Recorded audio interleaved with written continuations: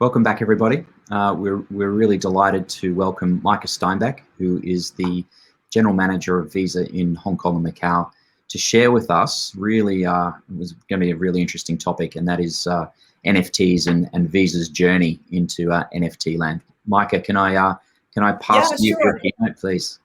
Sure, thank you. And thanks so much, Matt and OSL, for having me today.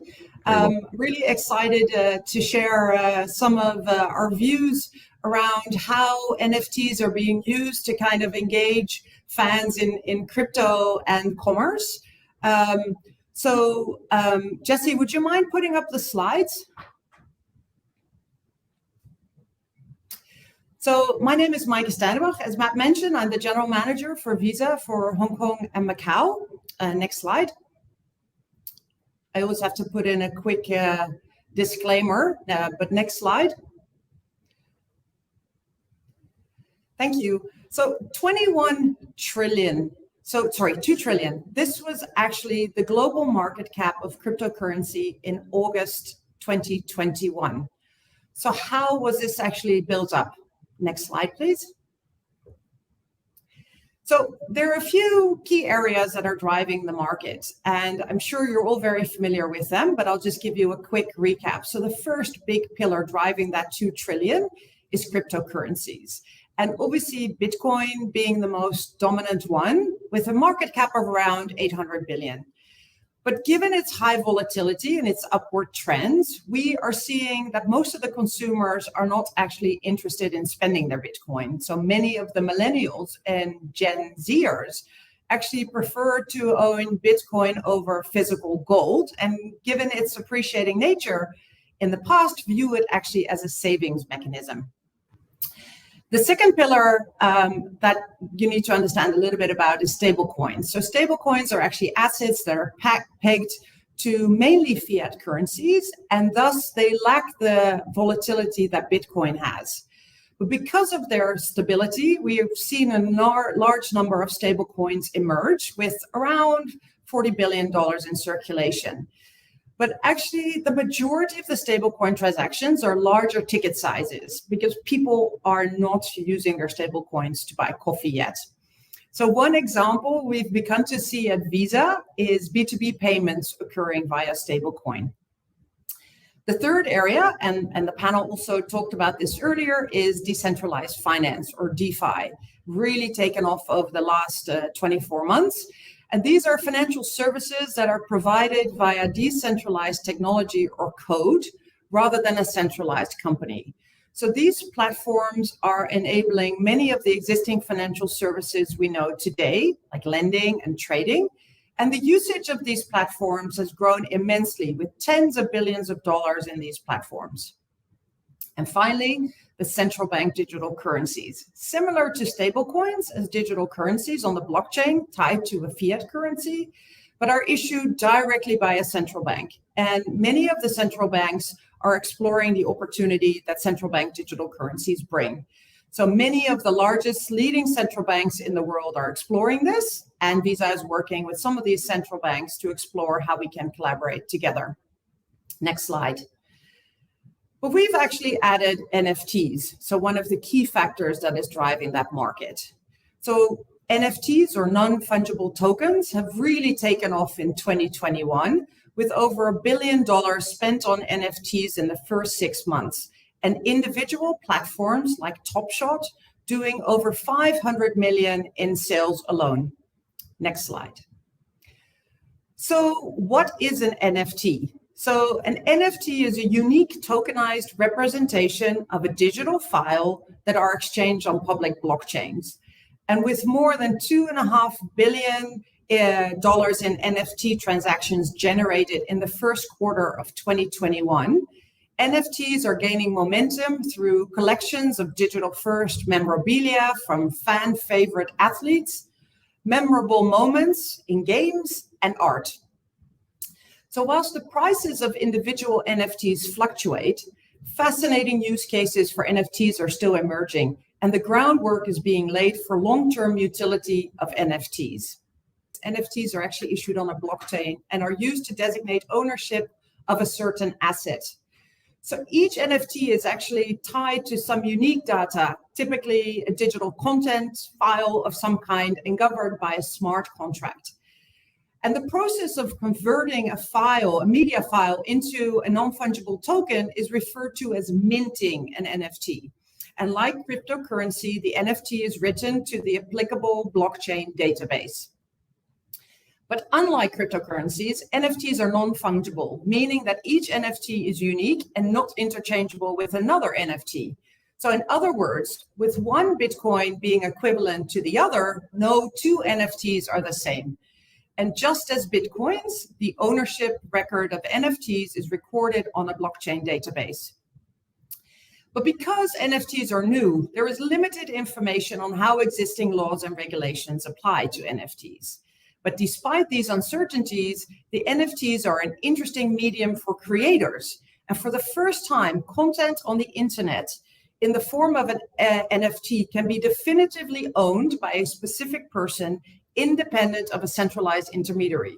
And this is unlocking exciting opportunities for digital commerce and engagement. Next slide, please.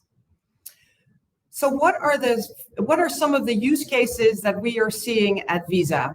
And I think the first panel already spoke about it briefly, but firstly, collectibles.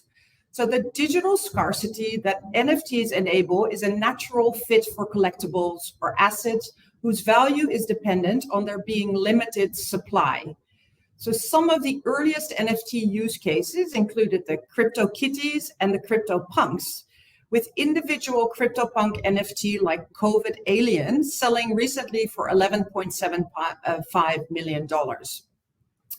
More recently, popular brands are creating NFT-based collectibles. So think about your baseball cards or your basketball cards. And one of these sites, NBA Top Shot Moments, which are digital basketball cards, but instead of static images, these NFTs contain video highlights of NBA games. The second use case we are seeing is art. So NFT enables artists to sell their work in its natural form factor, as opposed to having to print or sell pieces of art. And additionally, unlike physical art, the artist can actually receive revenue upon secondary sales or auctions, thereby ensuring they are recognized for their original creations in subsequent transactions. NFT marketplaces devoted to art-based NFTs like Nifty Gateway sold and auctioned over $300 million of digital art as per May 2021.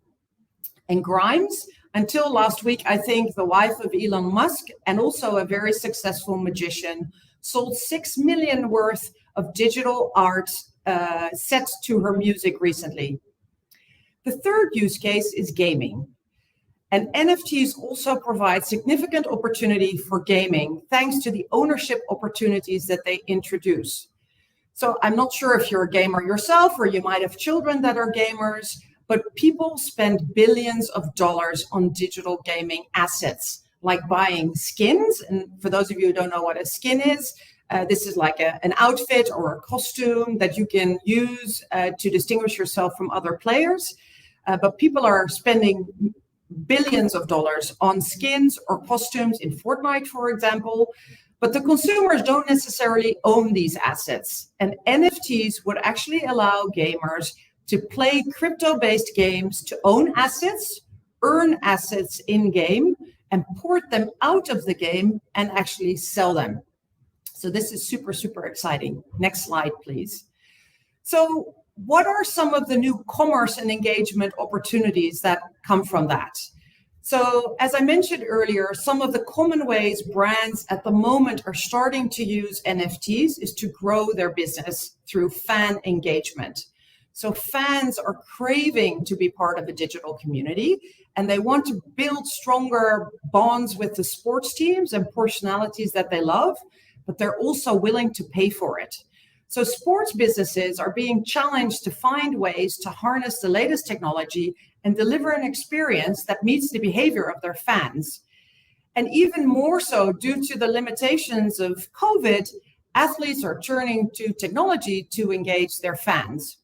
So it is generally believed that an estimated $18 billion of global sports revenue was lost during the pandemic, further driving the need to diversify revenue and focus on technology to reposition these businesses for growth and capture the opportunities and the attention of fans. So for example, NFTs can better connect fans to their favorite teams or brands by offering voting rights to team decisions. What should the mascot wear? Which player should play in which match? What color outfit should we put? Or who should sponsor us? But also access to exclusive offers and the ability to earn rewards. The second category is around customer relationship management. So unlike physical goods, NFTs are trackable. So it can be possible to see what wallet address they reside in. So NFTs can open unique segmentation and engagement strategies based on trackable factors related to the NFTs owned and purchased. This might include the types of NFTs owned, the quantity owned, or the duration that they've been held. So think about somebody buying a luxury handbag. At the moment, once that handbag leaves the store, it's very difficult to see where that handbag is going or in what kind of environment it is. But if you actually have a virtual handbag, you would be able to understand where it sits with other handbags, how long the person owns it, whether they sell it, whether they use it, and how they interact with it, which would really help create a better customer profile. The third pillar is the potential for new revenue. Because NFTs enable digital scarcity, brands can actually sell exclusive, limited edition digital goods. So unlike physical goods, NFTs can include a smart contract that codes either in a royalty percentage designed by the content creator. So as such, a subsequent sale or auction of the NFT can generate revenue for the original NFT creator, providing an ongoing revenue stream as it is sold or auctioned. So recently, Dolce & Gabbana launched fashion NFTs, and they successfully sold a piece of wearable art for $300,000. And this included both a unique digital asset, but also unique experiential bonuses like a year-long access to couture shows, kind of opening a whole new revenue stream for fashion brands. Next slide, please. So very briefly, how do you, sorry, am I still online? Sorry, yes, great. So how to integrate the NFT into a business. So first and foremost, you kind of need to understand how you want to use an NFT. And depending on the use case, there are different mechanisms to design an NFT, like a limited edition or edition size and distribution. But what is also very important is the selecting of the appropriate blockchain, because it requires evaluating a trade-off amongst multi-dimensions, including throughput, transactions costs, existing ecosystem applications, and degree of centralization. So you might start creating an NFT on one blockchain, but there might in future also be many other blockchains that actually support NFTs. And you might want to create an NFT on multiple blockchains. So thinking about an ideal infrastructure partner would be able to support multiple blockchains and enable interoperabilities of assets between blockchains. So at the moment, Ethereum is a blockchain with the most NFT activity, but there are other blockchains gaining tractions with NFTs like Flow, for example. So after determining what content to use, the NFT needs to be created or minted, as I mentioned earlier. But to mint an NFT, a cryptographic key is needed and used to create a token on the blockchain that represents that piece of digital media. So important characteristics like the name, the description, the edition size can be included in that token. And once an NFT is minted, it is immortalized on the blockchain. Accordingly, it is important to understand how the digital content being distributed by the NFT is being stored, because it's going to be there for life. So many of the existing platforms that creators can use to create NFTs will host the media files through either decentralized or centralized storage wallets. Another important consideration is how to distribute NFTs. So factors for evaluating an NFT marketplace would be flexibility and control over the branding of the user experience, whether the marketplace allows users to purchase NFTs with fiat currencies or requires users to use cryptocurrency for purposes.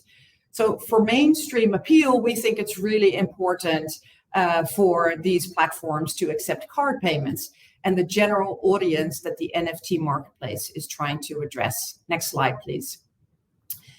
So today, selling art and collectibles is the primary use case for NFTs. And whilst these use cases can generate revenue, there are untapped strategic opportunities that may be realized, as I just mentioned in the case of Dolce & Gabbana.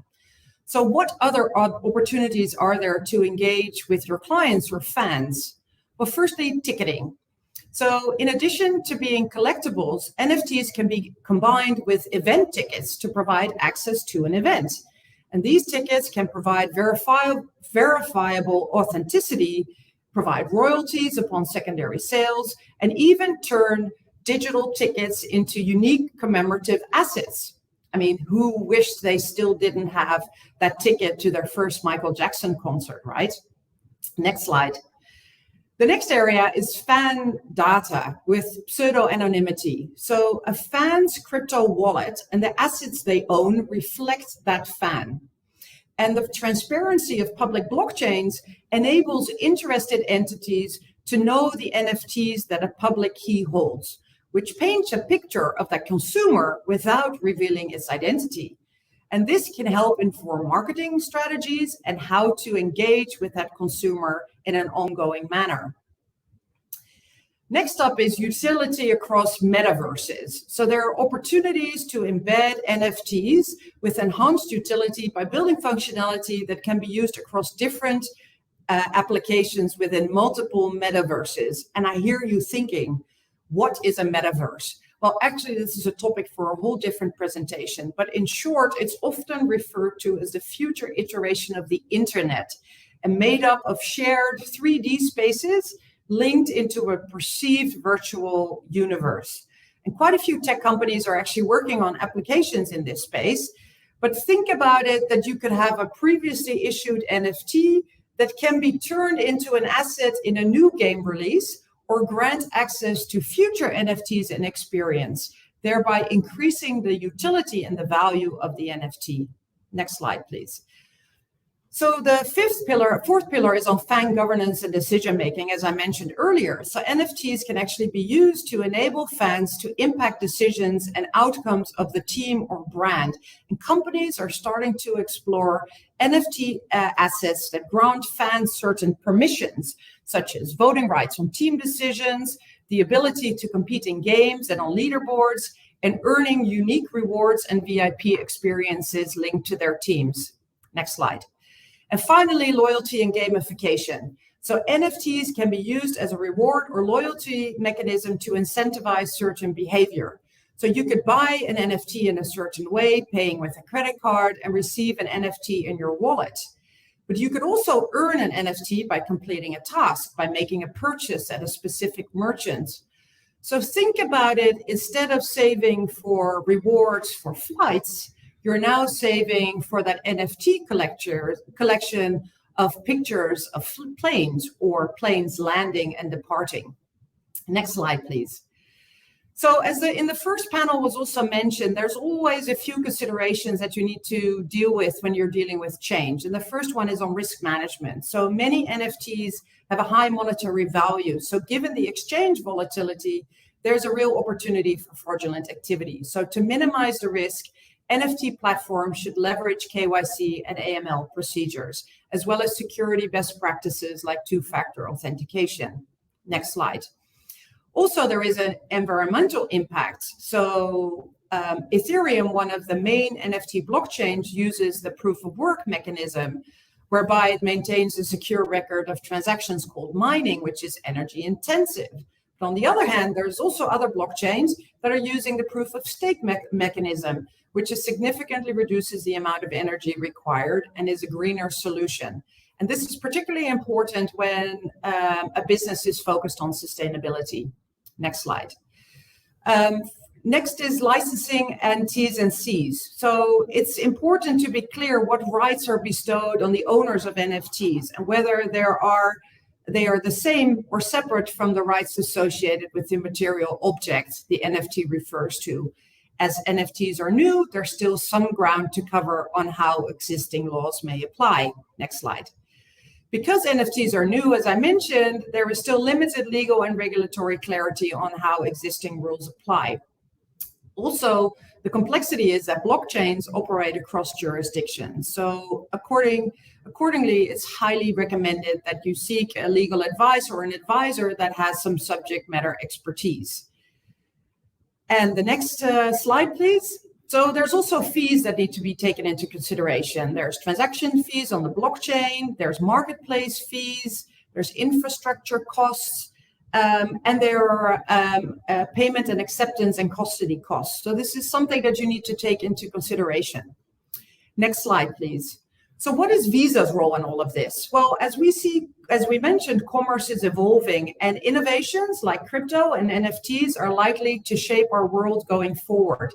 And NFTs represent a deeper and more innovative way to engage with clients and generate more potential revenue streams. And Visa was built on the vision of electronic enablement of moving money. And by connecting its network of thousands of financial institutions, millions of merchants, billions of consumers to existing networks, Visa thrives to enable connections to new crypto and blockchain networks, offering greater choice and enabling access, working to create a future where everyone has the opportunity to thrive. So through this global connectivity and the research and the partnership and the product development Visa is driving in the crypto space, we hope we are laying some groundwork to enable adoption of NFTs and other assets in the future. Next slide, please. So this is CryptoPunk number 7610. So why did we buy this NFT? Well, for two reasons. Firstly, Visa wanted to own an iconic piece of crypto and NFT history. So we've played a pivotal role in all major commerce transactions of the last century, from brick and mortar to e-commerce, from cash to check to cards to digital wallets. And we have in our archives actually several items to commemorate this evolution. So the first paper credit card, the knuckle busters used to manually process a credit card, but even future-looking technologies like a payment-enabled connected car. So we added CryptoPunk number 7610 to our collection of artifacts to chart and celebrate the past, the present, and the future of commerce. And we plan to continue to add additional NFTs to our collection with the goal of supporting the diverse group of artists and creators working in this space. But we also want to learn because we think NFTs could play an important role in the future of retail, social media, entertainment, and commerce. And we are seeing significant interest from merchants, brands, and content platforms who are looking to participate in the NFT commerce ecosystem. But we also think it's going to be really difficult for a company to sell NFTs or bring to market NFT-enabled products if you've never actually purchased an NFT yourself.